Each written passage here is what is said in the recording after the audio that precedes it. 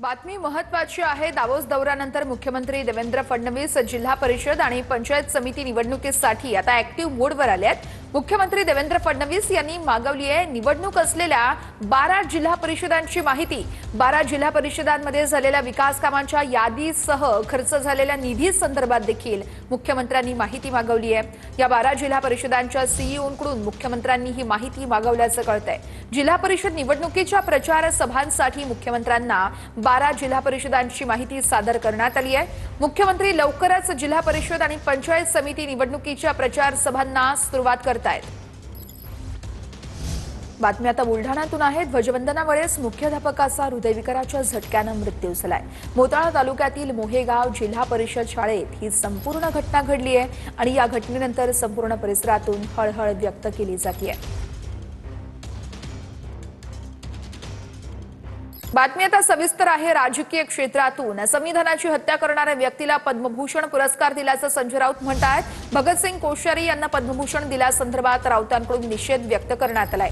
तर संजय राऊतांनी प्रत्येक गोष्टीचं राजकारण करू नये असं जयकुमार गोरे म्हणतात। संजय राऊतांच्या टीकेला मंत्री जयकुमार गोरेंचं हे प्रत्युत्तर आहे। बातमी मोठी आहे। अंबादास दानवे आमच्याकडे येण्याची प्रोसेस सुरू झाली असं उदय सामंत म्हणतात। अंबादास दानवे थोड्याच दिवसात आमच्या सोबत असू शकतात असंही सामंतांनी म्हटलंय। म्हणजे खरं तर आमच्याकडे याची प्रोसेस सुरू झाली त्यांची आता। म्हणजे आपल्या नेत्याला मी अतिशय विश्वासू आहे हे दाखवण्याचे प्रयत्न आहेत। पुढे दिवसात आमच्या सोबत असतील। दानवे पक्षवक्त येणार शिवसेनेत? मी म्हटलं ना आमच्या सोबत असू शकतात। बोलणी सुरू झाली ते सांगायचं असतं का बोलणी सुरू झाली? बघूयात पुढची बातमी। साताऱ्यातच ड्रग्ज का सापडतं? संजय राऊतांचा हा सवाल आहे। करोडो रुपयांचे ड्रग्ज सापडले, ते पैसे राजकारणात वापरल्याचं राऊत म्हणतात। तर बाहेरचे पोलीस येऊन कारवाई करतात। साताऱ्याचे पोलीस काय करतात असा सवालही राऊतांनी उपस्थित केलाय।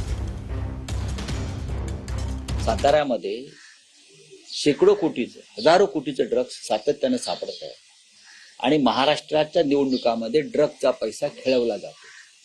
आता याचे सूत्रधार कोण साताऱ्यातले हे तुम्ही शोधलं पाहिजे।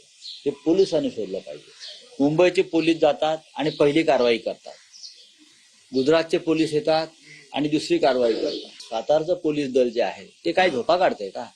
ज्या पद्धतीनं महाराष्ट्राच्या राजकारणामध्ये हा पैसा येतोय हा अंमली पदार्थाचा व्यापारातला पैसा आहे।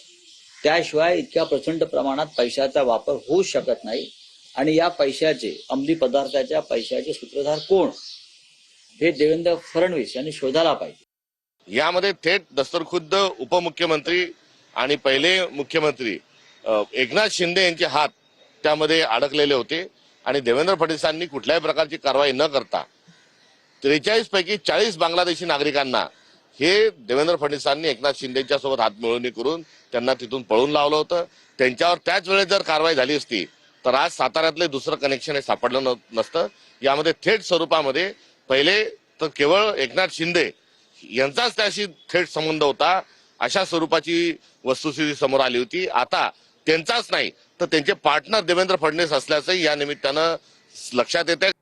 बातमी छत्रपती संभाजीनगर मधून आहे। त्या ठिकाणी भाजप, शिंदेची शिवसेना, ठाकरेंच्या शिवसेना नेत्यांची चायपे चर्चा बघायला मिळाली।